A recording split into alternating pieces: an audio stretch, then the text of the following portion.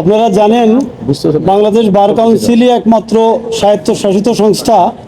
যারা সারা বাংলাদেশের সকল আইনজীবীদের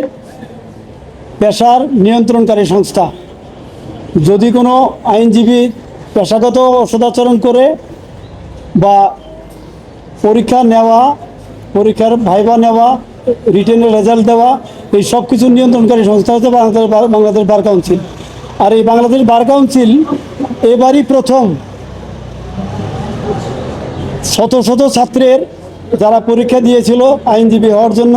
এমসিকিউ যারা পাশ করেছে, পাশ করা সত্ত্বেও তারা রিটেনে গ্রেস নিয়ে পাশ করেছে এবং এই গ্রেসটা দিয়েছে বার কাউন্সিলের ফুল এন্টায়ার এক্সামিনেশন এনরোলমেন্ট কমিটি। এদের 3 মার্ক গ্রেস দেওয়াতে তারা সবাই পাশ করেছিল, এই রিট পিটিশনার সহ আরও 600-700 জন। তো এই পাশের পরে দ্বিতীয় রিভিউয়ের নামে এদেরকে তাদের দরখাস্ত ছাড়া বার কাউন্সিল সুমোটো স্বীয় উদ্যোগে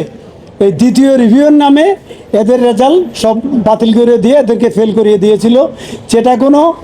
আইনেও নাই, বার কাউন্সিল অর্ডারেও নাই, কোনো বিধিতেও নাই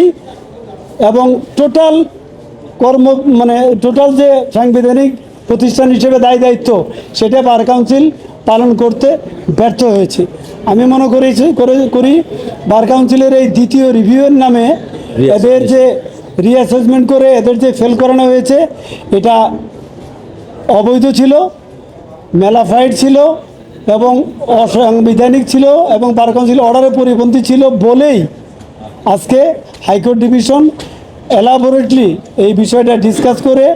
ইন্ডিয়া সহ অন্যান্য দেশের আইনগত সিদ্ধান্ত পর্যালোচনা করে ইউকে সহ অন্যান্য দেশের সিদ্ধান্ত ফলো করে বাংলাদেশ বার কাউন্সিলের এই সিদ্ধান্তকে অবৈধ ডিক্লেয়ার করাতে যারা রিট পিটিশনার তারা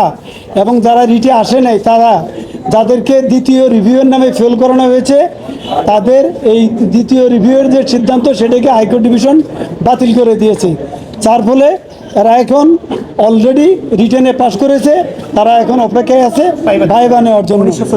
কাজে আমি আশা করব বাংলাদেশ বার কাউন্সিল এটাকে আর দীর্ঘায়িত না করে, অ্যাপেলেট ডিভিশন পর্যন্ত যুদ্ধ না করে এদেরকে আগামীতে ভাইবার ডেট দিয়ে এদেরকে ভাইবা ফেস করার সুযোগ দিয়ে পাশ করার পরে তারা যাতে প্রফেশনে আসতে পারে এই সুযোগ দেওয়ার জন্য আমি বার কাউন্সিলের সংশ্লিষ্ট অথরিটির কাছে আহ্বান জানাচ্ছি।